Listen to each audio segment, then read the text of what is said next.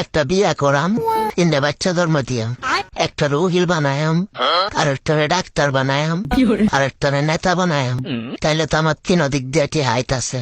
নেতা যদি মারামারির অসুস্থ হয়ে পড়ে, তাহলে ডাক্তারের চিকিৎসা করবো, কিন্তু আমার টিয়ারা বাচ্চা দিয়ে থাকে।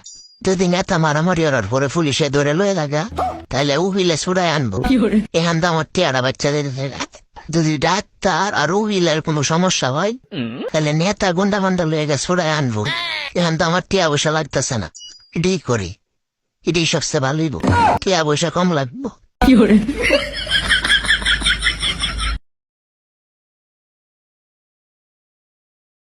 এরকম একটা সুন্দর ছেলে তুমি লাইফে পাবা, হ্যান্ডসাম, টাকা দেখো তুমি একবার। এখন ব্যাপার ট্রেন্ড আছে।